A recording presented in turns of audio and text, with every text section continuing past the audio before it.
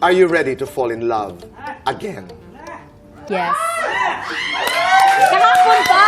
Kahapon pa! Ready na. No, yes. Kathryn Bernardo, ready nang ma-in-love muli. Trending ngayon sa social media ang naging panayam ng multimedia at multi-awarded kapamilya actress na si Miss Kathryn Bernardo sa Fast Talk with Boy Abunda.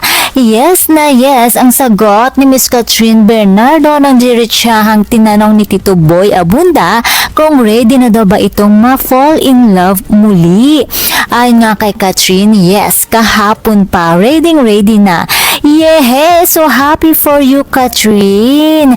Very obvious naman na talaga namang handang-handa ka na ngang ma-in-love muli. Dahil nga naman, kitang-kita na lalo siyang nagiging fresh, ibang-iba ang kanyang ngiti at ibang-iba ang kanyang aura. Napaka-glowing and you look so perfect and flawless and totally healed. Very mature na mag-isip at deserve naman talaga ito ni Kathryn na maging masaya muli ang kanyang puso.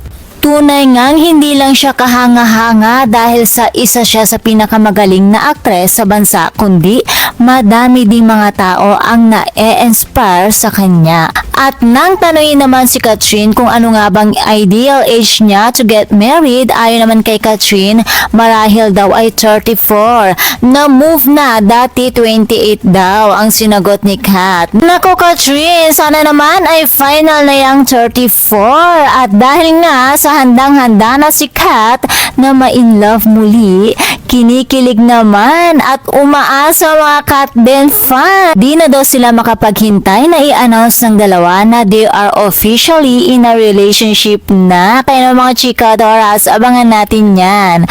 At ayon pa sa actress, ay wala naman siyang pinagsisisihan sa kanyang naging past relationship dahil nga naman madami siyang natutunan dito. Kaya super proud na proud kaming mga tagahanga mo, Miss Kathryn Bernardo. Samantala, ilang araw na lamang ay mapapanood na natin ang Hello Love Again na pinagbibidahan syempre ng nag-iisang si Miss Kathryn Bernardo at Alden Richards. Kaya naman mga chika Doras, abangan natin yan sa sinihan. And that's all for mga chika Doras. For more showbiz update, please don't forget to like, share, and subscribe my channel. Thank you for watching.